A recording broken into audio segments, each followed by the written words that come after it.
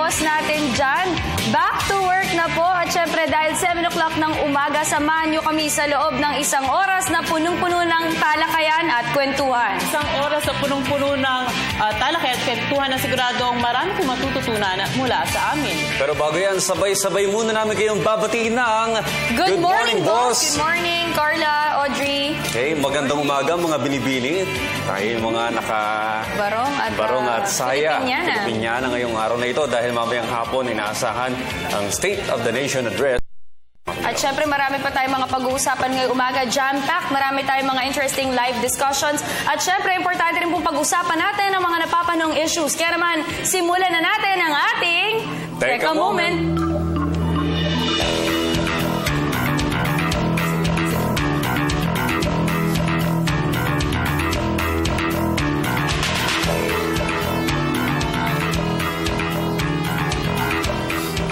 Sa ating Teka Moment, State of the Nation Address ng ating Pangulong Benigno S. Aquino III, kung saan, Carla?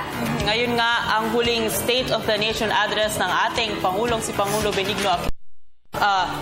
This 3 o'clock p.m. Well, actually ngayong hapon. At kanina nga, sabi ng Sergeant of Arms, para daw po sa mga dadalo ng SONA ng Pangulo ngayong hapon, sana daw before 3 nakaupo na po tayo sa plenary hall para daw maayos na.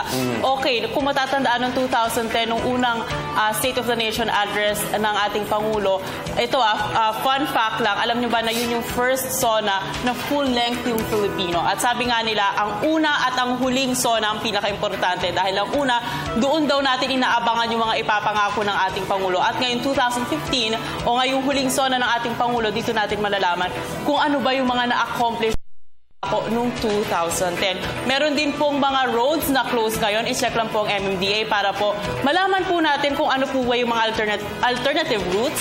At ito din po, i-check niyo po ang hashtag walang pasok para po malaman po natin ang mga eskwelahan na nagsuspinde po ng klase for the SONA. Alright, Carla, since you've mentioned about yung mga daan, motorists po passing along Quezon City, ina-advise po sila na to take alternative routes dahil po isasara na po yan. As of 3 a.m. kaninang umaga, sinara na po yung stretch ng Commonwealth Avenue from Evergotesco to St. Peter Church northbound. So sinara na siya for traffic purposes. At alam nyo ba na 1,200 po na will be deployed to manage and supervise traffic in that area. So yung dun sa mga dadaan dyan pa Commonwealth, maghanap na tayo na ibang ruta kasi for sure traffic sa lahat po ng atin na State of the Nation Address ng ating Pangulo. Alam mo, Carla, Audrey, gusto ko lang magbalik tanaw, no? Parang time really flies so fast. Parang kailan lang when we did the pre-SONA show for our President, kung saan, it's called Same Mosek, kung saan we interviewed different cabinet secretaries at inalam natin yung mga programa at proyekto ng ating gobyerno, of course, under the Aquino administration.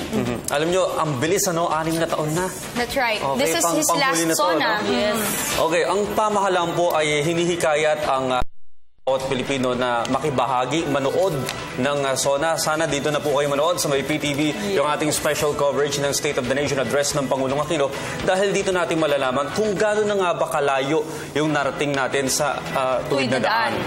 At syempre, inaasahan natin na babanggitin ng Pangulong Aquino yung mga current programs at saka yung mga future programs pa na kanyang ginagawa sa kanyang huling nalalabing ilang buwan sa may kapangyarihan. Pero gayon pa man, may mga magrarally pa rin mamaya dahil siyempre ang talagang panawagan nila, mabanggit sila sa SONA ng Pangulo. Pero kung lahat ng sektor ay babanggitin ng Pangulo, mukhang aabutin tayo ng mahigit isang araw. Pero syempre, inaabangan din ng lahat yung mga magiging kasuotan ng mga guests natin mamaya sa State of the Nation Address ng ating Pangulo. Syempre, makikita natin iba't ibang magagandang Filipiniana. Mahal ba yan? And of course, mga barong Tagalog. Yan hindi natin alam. Aabangan natin mamaya. Pero syempre, yearly, yun naman every SONA ang talagang tinitingnan din. Pero syempre, besides that, importanteng malaman natin yung accomplishments ng ating, of course, Aquino administration. Ito, Dayan, tsaka Audrey, isa sa mga inaabangan, kung after daw pa o ngayong SONA, i-announce ang ating Pangulo kung sino ba yung napupusuan niya for President. May nagsasabi na hindi daw tamang, parang I think hindi naman siguro. But let's see. Not the perfect venue to announce. Not the perfect venue. Okay, at tabayanan po natin yan mamaya. At sana yung sinasabi mo, Dayan, yung mga nakabarong at saya mamaya dyan, sana, kasi may mga panawagan ilang linggo bago ang SONA, na gawing simple na lang. Tama naman yun. Pero Audrey at Carla, ito naman, paulit-ulit po natin sinasabi dito sa Good Morning Boss na ang Pilipinas is the third most vulnerable country when it comes to disasters and calamities. Kaya naman po, anytime hinog tong Manila, Metro Manila, West Valley Fault, tinatawag nilang malakas na earthquake. So, hinihikayat po ng Malacanang actually noong linggo na lahat po tayo ay mag-take part or magsuporta or makipag-participate dito po sa nationwide quake drill na gagawin po sa July 30. So, para daw hindi magpapanik yung mga tao or alam nila yung mga gagawin nila sakaling dumating itong earthquake. Alam mo, ang mithiin naman ng pamahalaan natin dyan, especially ang MMDA, pero yung mapababa yung dami ng casualties kapag sakaling mangyari nga ito. Hindi natin sinasabi na we're 100% ready for this, pero we're really doing our best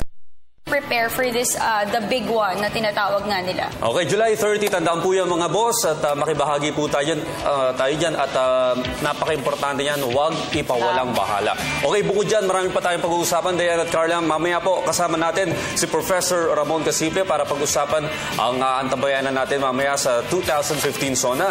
Ngayon na rin, meron tayong isang doktor na bisita ngayong umaga para pag-usapan naman yung arthritis, yung sakit ni Bong Mangawang.